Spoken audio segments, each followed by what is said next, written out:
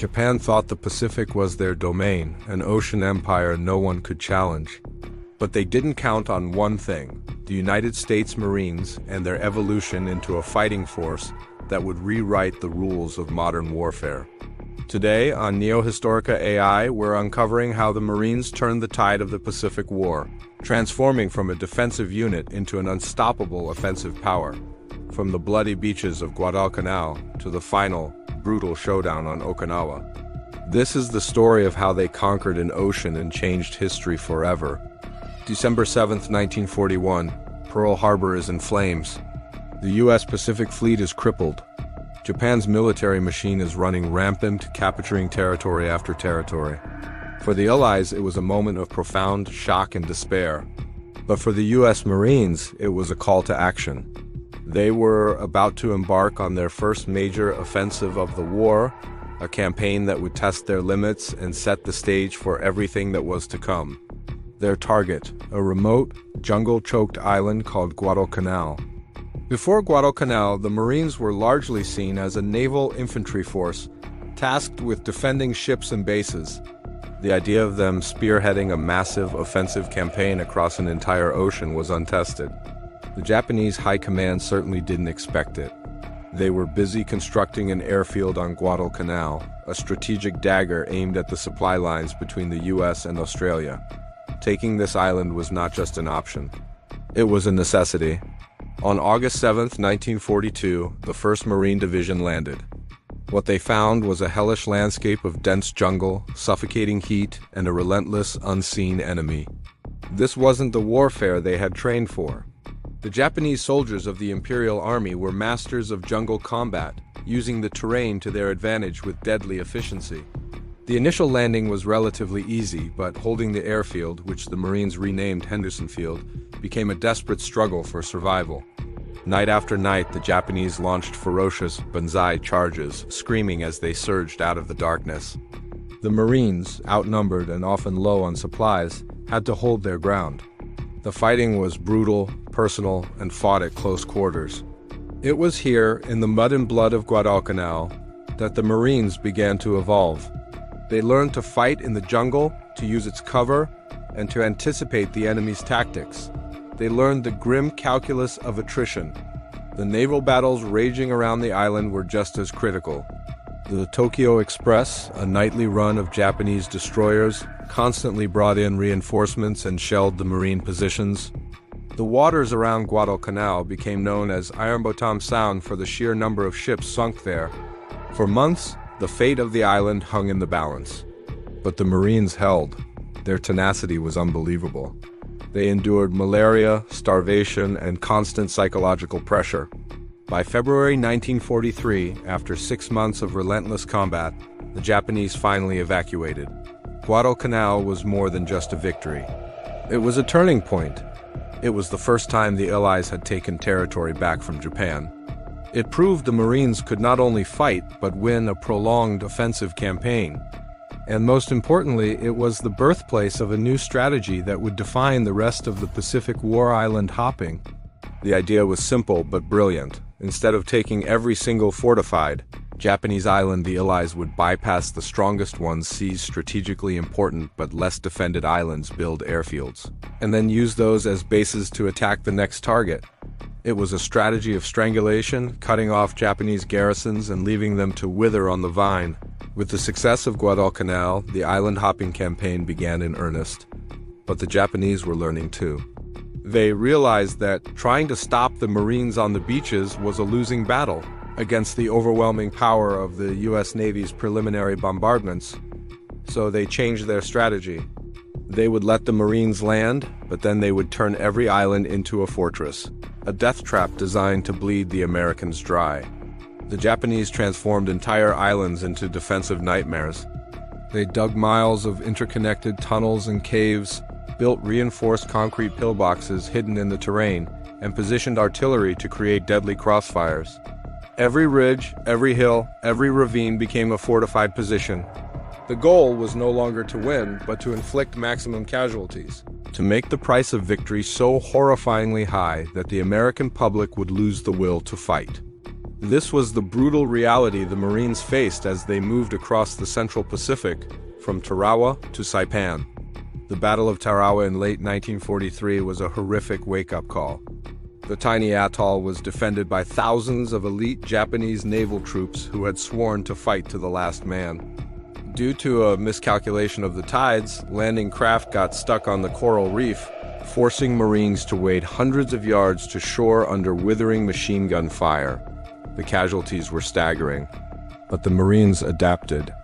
They had to innovate, or they would be annihilated. This is where the tactical evolution of the Marines truly accelerated. They became masters of a new kind of warfare.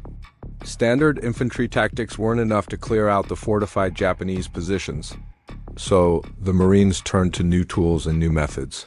Flamethrower teams became indispensable, sending liquid fire into bunkers and caves to eliminate defenders who refused to surrender.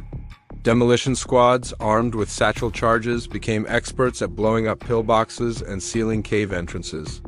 Combat engineers bulldozed paths through wreckage under fire, while tanks were used as mobile artillery to blast open fortifications at point-blank range. The fighting became a grim, methodical process of destroying one strongpoint after another. It was slow, dangerous, and incredibly stressful. Close-quarters combat was the norm. The psychological toll was immense, fighting an enemy who preferred death to surrender. And as the Americans drew closer to Japan, the resistance became even more fanatical. The introduction of the Kamikaze, pilots who deliberately crashed their planes into U.S. ships, added a new dimension of terror. It was a strategy born of desperation, but it showed the lengths to which Japan would go. The Marines' tactical evolution shocked the Japanese command, who had banked on their fortifications being impenetrable. But the Marines, through sheer grit and ingenuity, were proving them wrong, one bloody island at a time. Two battles late in the war stand as the ultimate testament to the Marines' complete evolution: Iwo Jima and Okinawa. These were the final, brutal steps on the long road to Tokyo. Iwo Jima, a tiny volcanic island, was strategically vital. It had airfields that would allow American B-29 bombers, damaged during raids on Japan, to make emergency landings. But the Japanese knew its importance. They had turned the island into arguably the most heavily fortified position on Earth. Under the command of General Tadamichi Kurabayashi, 21,000 Japanese soldiers had spent months creating an incredible underground fortress.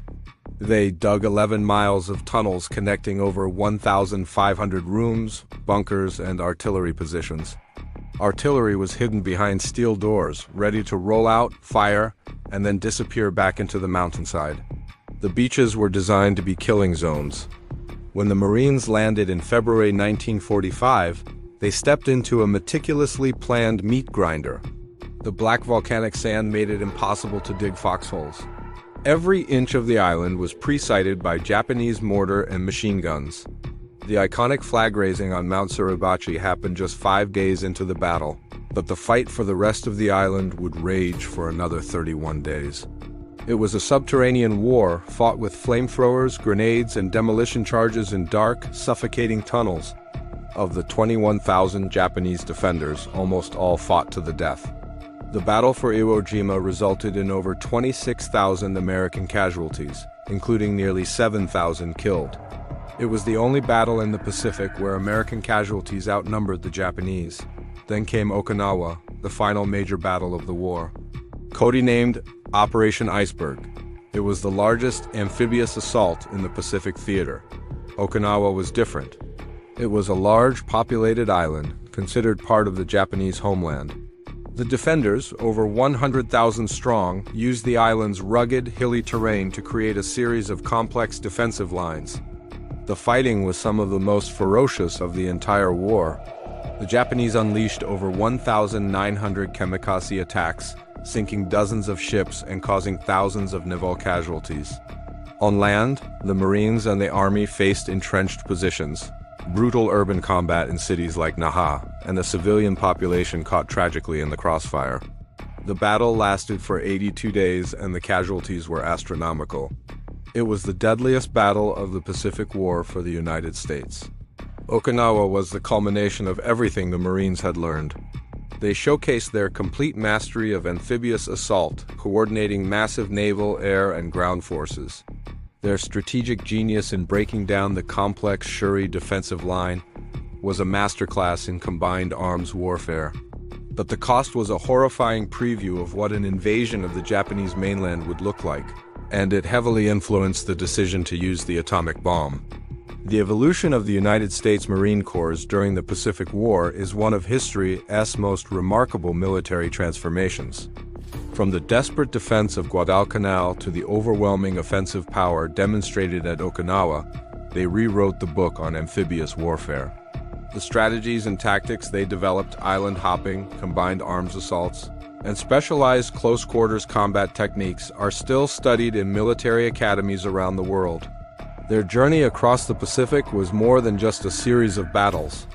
It was a testament to human courage, relentless innovation, and the grim determination to see a brutal conflict through to its end. Japan's eventual defeat confirmed America's military supremacy, a position forged in the fires of places like Tarawa, Iwo Jima, and Okinawa. The legacy of these Marines is a powerful lesson in strategy, sacrifice, and the unbreakable spirit required to overcome even the most impossible odds. Thanks for watching. NeoHistorica A.I. history isn't just about the past.